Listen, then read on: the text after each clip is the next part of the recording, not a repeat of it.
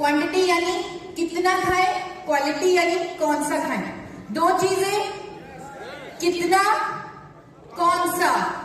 तो पहले समझते हैं कितना खाएं, क्वांटिटी। लेकिन इसमें तो बड़ी कंफ्यूजन है। लोगों को लगता है तेल खाएंगे मोटे हो जाएंगे। ऐसे किसको लगता है?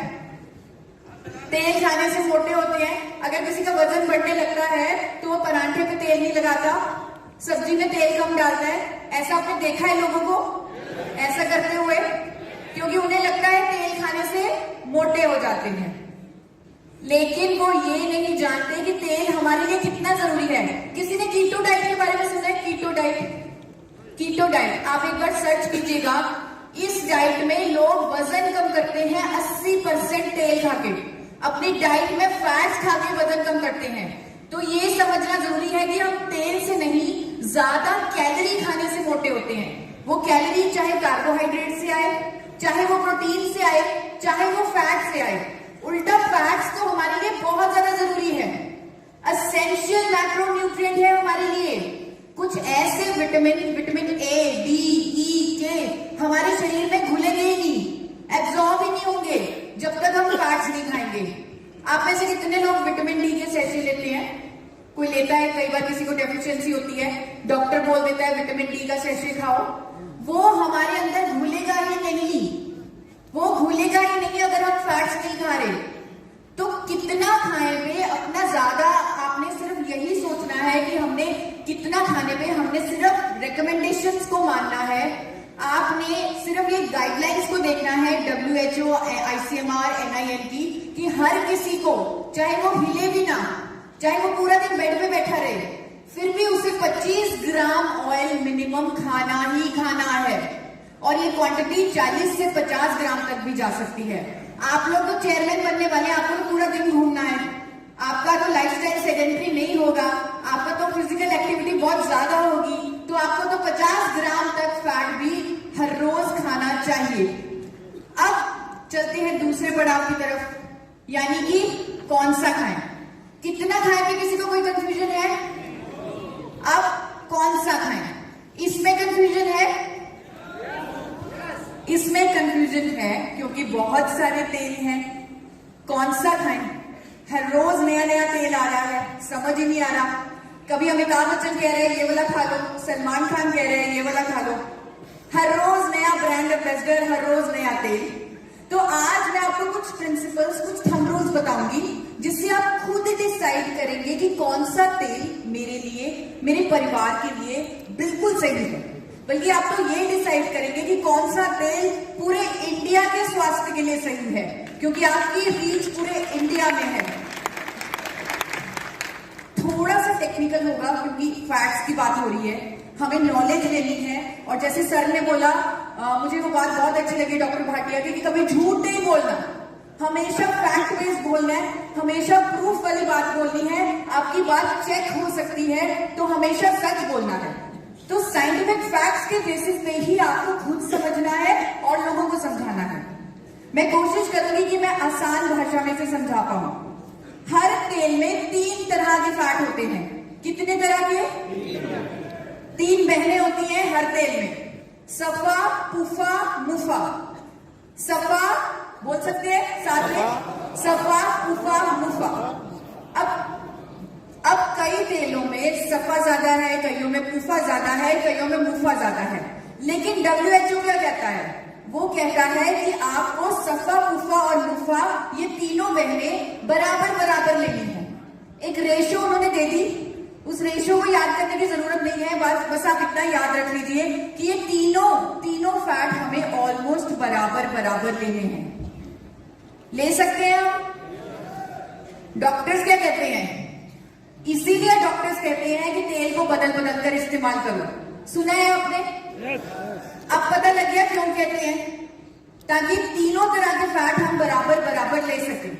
लेकिन आप मुझे बताइए, क्या आपको मालूम है, क्या एक आम कंज्यूमर को मालूम है, क्या डॉक्टर को मालूम होगा कि इस तेल में सफा ज्यादा है, किसमें मुफा ज्यादा है, किसमें पुफा ज्यादा है? कैसे तेल को बदले, मालूम होगा? बिल्कुल नहीं। लेकिन आज आप ये जानकारी लेके जाएंगे। सफा वो तेल जो सॉलिड होंगे, जो जमेंगे, उनमें सफा फैट होगा ज्यादा। क्योंकि सफा फैट बाय नेचर सॉलिड होता है। जैसे कि आप बता सकते हैं वो तेल जो जमे हुए होते हैं, देसी घी, देसी घी में सफा ज्यादा होगा, मक्खन उसमें सफा ज्यादा है। अब क्या होगा अगर हम देसी घी खाएंगे यानी सफा वाले तेल खाएंगे, तो हम अपने आप को दिल की बीमारियों के करीब ले जाएंगे, क्योंकि सफा जो फैट है ये हमारे दोनों तरह के कोलेस्ट्रॉल को बढ़ा देता है, अच्छे कोलेस्ट्रॉल को भी, बुरे कोलेस्ट्रॉल को भी। लेकिन हाँ, आपको कुछ लोग कहेंगे कि पुराने जमाने में तो हम देसी घी खाते थे और कोई हार्ट की प्रॉब्लम नहीं होती थी, कहते हैं ऐसे लोग। लेकिन पुराना जमाना ऐसा था, पुराने जमाने में लोग चक्की चलाते थे, हल चलाते थे। आजकल के जमाने में देसी घी अगर आप as a sole cooking oil use करेंगे तो वो आपके लिए घातक है। तो पहला थंब रूल जो हमने सीखा वो ये सीखा कि हमें सफा वाले, ज्यादा सफा वाले तेल नहीं लेने। अब चलते हैं आगे पुफा वाले तेलों की तरफ। अब अगेन ये थोड़ी सी मुश्किल होंगे इतने सारे नाम याद रखने, लेकिन आपने जिम्मेदारी ली है सच बोलने की, साइंटिफिक फैक्ट के बेसिस पे बात करने की, तो आप याद रख सकते हैं। इसका मैं आपको तरीका बता देती हूँ। 3 S है, 2 C है, S3C2 यानी सेफ्लॉर oil, sunflower oil, soybean oil, और 2 C है cotton seed oil, corn oil. S3C2 इन तेलों में पूफा ज्यादा है। अब पूफा ज्यादा हमारे शरीर में क्या करेगा? अगर हम सपोज सोयाबीन ऑयल हर रोज खा रहे हैं तो हमारे अंदर क्या होगा? तो हमारा बुरा कोलेस्ट्रॉल कम होगा, लेकिन साथ के साथ अच्छा कोलेस्ट्रॉल भी कम हो जाएगा और लोगों को जोड़ों के दर्दों की समस्या शुरू हो जाएगी। अगर आप किसी के घर में जाएं, क्योंकि आप होम मीटिंग्स भी करते हैं, किसी के घर में डोर टू डोर मार्केटिंग भी करते हैं, अगर कोई आपको कहे कि मेरे जोड़ों में दर्द रहता है, आप चुपचाप उनकी किचन में जाइए, चेक कीजिए वो पूफा वाले S3C2 वाले तेल ही इस्तेमाल कर रहे होंगे। तो आप उन्हें गाइड कर सकते हैं कि आपके तेल की वजह से आपको जोड़ों का दर्द हो रहा है, यानी कि वो तेल आपको नहीं लेने जिनमें पूफा ज्यादा है। अब बारी आती है मुफा वाले तेलों की। ये बहुत आसान है। मुफा म से महंगा, जो महंगे तेल हैं उनमें मुफा ज्यादा है। मस्टर्ड ऑयल, आजकल कच्ची घानी मस्टर्ड ऑयल का ट्रेंड चला हुआ है कि मस्टर्ड ऑयल खाओ, उसमें मुफा ज्यादा है। कैनोला ऑयल, ये बहुत महंगा मिलता है, इंपोर्ट किया जाता है, इसमें मुफा ज्यादा है। एक्स्ट्रा वर्जिन ऑलिव ऑयल, ये बहुत महंगा मिलता है, इसमें मुफा ज्यादा है। अब इन तीनों को समझना बहुत जरूरी है, क्योंकि कंज्यूमर इसके लिए बहुत ज्यादा प्राइस दे रहा है। क्या ये उतने वर्थ हैं? सबसे पहले बात करते हैं सरसों के तेल की। अब मुफा फैट हमारे अंदर क्या करता है? मुफा फैट हमारे अच्छे कोलेस्ट्रॉल को कुछ नहीं करता, बुरे कोलेस्ट्रॉल को कम करता है। यानी अच्छे को ना बढ़ाएगा ना कम करेगा, लेकिन बुरे कोलेस्ट्रॉल को कम करेगा। तो सरसों के तेल की आजकल बड़ी बात हो रही है, कच्ची घानी सरसों का तेल। लेकिन हम ये नहीं जानते कि उसमें एक ऐसा कंपाउंड है जिसका नाम है इरूसिक एसिड, जो हमारे लिए बहुत नुकसानदायक है, जिससे हार्ट डिजीजेस हो सकते हैं, जिससे कैंसर तक की बीमारी हो सकती है। और हमारे इंडिया के सरसों के तेल में 35 से 55% इरूसिक एसिड होता है, जो आप खुद गूगल पर चेक कर सकते हैं, फैक्ट देख सकते हैं कि यूएस में रेगुलेशन है, कनाडा में रेगुलेशन है कि अगर किसी तेल में 2%, कितने परसेंट? 2% से ज्यादा इरूसिक एसिड है, उसे खाने की सलाह नहीं दी जाती, उस पर लिखकर बेचा जाता है फॉर एक्सटर्नल यूज ओनली। यानी कि आप उसको अपने शरीर के अंदर नहीं डालेंगे, उसे सिर्फ बाहरी इस्तेमाल, यानी मसाज कर ले, सर पे लगा ले, उसके लिए इस्तेमाल करेंगे। किसी के रिश्तेदार हैं अमेरिका में, कनाडा में, यूके में, आप उनसे पूछिएगा, उनसे फोटो मंगवाइएगा कि क्या इंडिया का बना सरसों का तेल वहां के लोग खाते हैं? नहीं खाते, क्योंकि वहां पर लिखकर बेचा जाता है फॉर एक्सटर्नल यूज ओनली। क्यों? क्योंकि उसमें इरूसिक एसिड बहुत ज्यादा है। अब हमारे देश में भी बहुत प्रोपेगेंडा चला है, बहुत बार आर्टिकल्स आए हैं कि सरसों का तेल खाने से दिल की बीमारी होती है, गॉल ब्लैडर कैंसर होता है, लेकिन अभी तक इंडिया में ऐसी कोई रेगुलेशन नहीं बनी कि इरूसिक एसिड को कम किया जाए या इरूसिक एसिड वाले तेलों को ना खाया जाए।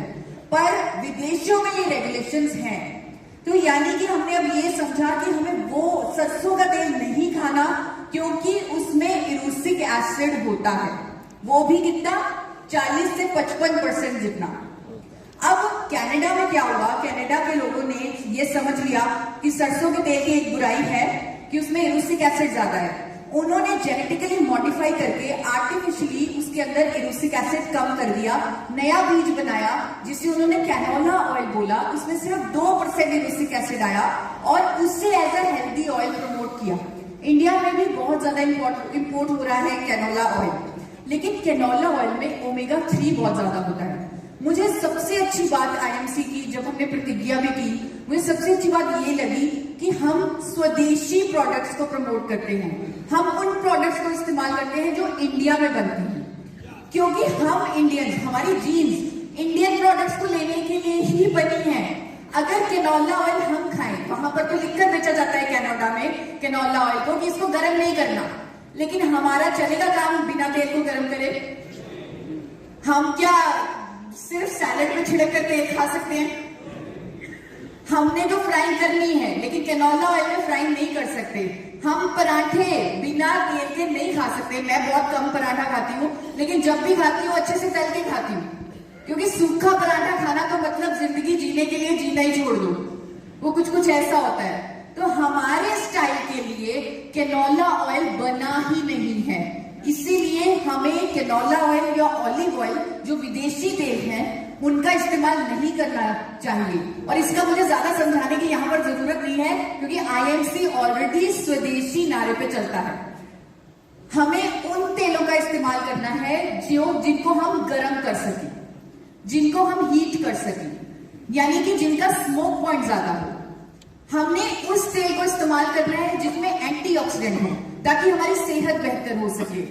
उस तेल को इस्तेमाल करना है जो वो तीनों बहनें सफा, कुफा और मुफा हमें उसी प्रपोर्शन में दे सके जिसमें WHO कहता है, ICMR कहता है, यानी कि ये वाली प्रपोर्शन। क्या कोई ऐसा कुकिंग ऑयल है, क्या कोई ऐसा तेल है जो इस प्रपोर्शन के बिल्कुल करीब हो, जिसे बिना बदले हम इस्तेमाल कर सके? क्या कोई है ऐसा? कौन सा तेल है? कौन सा? राइसिन। राइसिन ऑयल कौन सा है? ऑयल कौन सा है? Rice bran oil. Rice bran oil इकलौता ऐसा तेल है जो सारे फैट रिकमेंडेशंस को मीट करता है। जैसे कि आईएमसी आयुर्वेद के खजाने से आपके लिए प्रोडक्ट निकालती है। मैं आपको बताना चाहती हूँ, हमारे वेदों में एक श्लोक है, सर्व अभावे अक्षते, यानी कि पूजा की सामग्री में अगर किसी चीज की कमी हो जाए तो चावल रख दीजिए, कमी पूरी हो जाएगी। क्या आयुर्वेद के जमाने में सफेद चावल होता था या भूरा चावल होता था? तब शैलर होते थे? नहीं होते थे। यानी कि उस भूरे चावल में, उस भूरे रंग में कुछ खास है, जिसमें इतनी इंपॉर्टेंस दी है हमारी संस्कृति ने चावलों को। उस भूरे चावल यानी राइस ब्रैन से, उस भूरे चावल की भूरी परत से तैयार किया जाता है राइस ब्रैन ऑयल, जो तीनों बहनों को बराबर प्रोपोर्शन में देता है जो हमें चाहिए। यानी कि इससे, और ये भी आप चेक कर सकते हैं, इसे किसी कंपनी ने बैलेंस नहीं किया, ये कुदरती तौर पे बैलेंस्ड है, इसे कुदरत ने बैलेंस किया है। तो इसे आप चेक कर सकते हैं, नेट पे चेक कर सकते हैं, ये हमें बराबर फैट रिकमेंडेशन देता है। प्लस मैंने आपको बोला था उस तेल से हमें एंटीऑक्सीडेंट भी चाहिए। ये एक ऐसा तेल है जिसमें 3 तरह के पावरफुल एंटीऑक्सीडेंट हैं, टोकोफेरोल, टोकोट्राइनॉल और ओरिजिनॉल। ये तेल विदेशों में हार्ट ऑयल, हेल्थ फूड के नाम पे बहुत महंगा बेचा जाता है। आप चेक कीजिएगा, गूगल कीजिएगा, इसका स्मोक पॉइंट सब तेलों से ज्यादा है। यानी कि इसमें हम पूरी भी बना सकते हैं, इसमें पराठे तल के खा सकते हैं, जैसे हम चाहे इसे इस्तेमाल कर सकते हैं। इस तेल में ओमेगा 3 थोड़ा कम होता है, जो कि अच्छी बात है। अगर ओमेगा 3 ज्यादा होता तो हम इसे गर्म ना कर पाते। तो मैं आपको रेकमेंड करूंगी कि आपको हर रोज अलसी के बीज या अखरोट जरूर खाना है अपनी फैट रिकमेंडेशंस को पूरा करने के लिए। अब आता है बड़ा सवाल, कौन से ब्रांड का राइस ब्रैन ऑयल? आता है ये सवाल? कौन से ब्रांड का खाया जाए? बहुत सारे ब्रांड है मार्केट में, अब तो हर किसी को पता लग गया। शायद आपने वो प्रधानमंत्री जी की स्पीच देखी है जिसमें उन्होंने राइस ब्रांड ऑयल के बारे में बोला था कि इंडिया से विदेशों में सबसे महंगा बिकने वाला तेल है राइस ब्रांड ऑयल। तो अब तो हर कोई जानता है राइस ब्रांड ऑयल हेल्दी है, इसीलिए इतने सारे ब्रांड्स हैं मार्केट में। तो कौन से ब्रांड का राइस ब्रांड ऑयल इस्तेमाल किया जाए? आईएमसी का। आपको वो मैन्युफैक्चरर कंपनी चूज करनी है जो गुड मैन्युफैक्चरिंग प्रोसेसेस फॉलो करे, यानी कि जो एफडी अप्रूव्ड हो, जो बीआरसी जो यूके का सर्टिफिकेशन है उससे ऑडिटेड हो, जिसके पास एचएससीसीपी, आईएसओ, हलाल, कोशर 2 एक्स्ट्रा एक्सपोर्ट हाउस हो, जो विदेशों में अपना बनाया हुआ तेल एक्सपोर्ट करती हो, वैसी मैन्युफैक्चरर कंपनी होनी चाहिए, उसका ऑयल आपको इस्तेमाल करना चाहिए। और आपका राइसिन, आप सही कह रहे हैं, आईएमसी राइसिन, आपका राइसिन एपी ऑर्गेनिक्स लिमिटेड धुरी से ही अपना राइसिन ऑयल बनवाता है, जो कंपनी इकलौती कंपनी है भारत की। हम डंके की चोट पे कह सकते हैं कि कोई कंपनी न्यूजीलैंड को, ऑस्ट्रेलिया को, यूके को, दुबई को अपना बनाया हुआ तेल एक्सपोर्ट करके दिखा दे।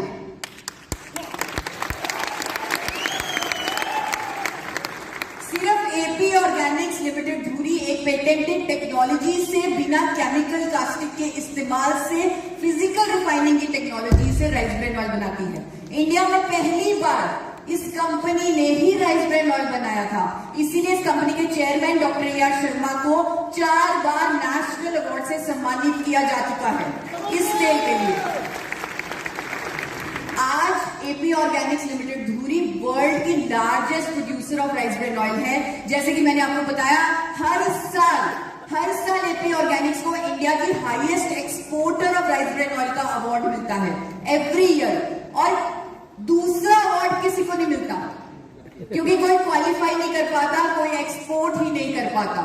सिर्फ इंटरनेशनल सेफ्टी स्टैंडर्ड फॉलो करने वाली इकलौती कंपनी है भारत की, वो है एपी ऑर्गेनिक्स लिमिटेड धुरी। और आपका राइसिन इसी कंपनी का प्रोडक्ट है। और एक बात मैं आपको बताना चाहती हूं, किसी भी और एमएलएम कंपनी के पास ये यूएसपी नहीं है जो आपके पास है। आपके पैकेट में लिखा हुआ है, किसने अपना पैकेट देखे ध्यान से? आपके पैकेट के नीचे एक लाइन लिखी हुई है, a product by India's highest exporter of rice brand oil. ध्यान दिया आपने? किसने ध्यान दिया उस लाइन पे? बहुत कम लोगों ने ध्यान दिया है। अगर आप वो लाइन पकड़ लें, अगर आप लोगों को वही दिखा दें कि अगर कोई कंपनी एक्सपोर्ट कर रही है अपना बनाया हुआ राइस ब्रांड ऑयल 30 से ज्यादा देशों में, आप सोचिए क्या उसकी क्वालिटी पे कोई शक हो सकता है? सिंपल। आप, और ये किसी के पास नहीं है, किसी और नेटवर्क मार्केटिंग कंपनी, किसी और एमएलएम, किसी और ट्रेडिशनल मार्केटिंग कंपनी, किसी के पास ये पैकेट पे लिखी हुई चीज नहीं है। और मुझे याद है डॉक्टर भाटिया ने खुद आप सबके लिए ये यूएसपी लिखवाई थी, खुद। अंत में यही कहूंगी कि आप सब स्वस्थ रहें।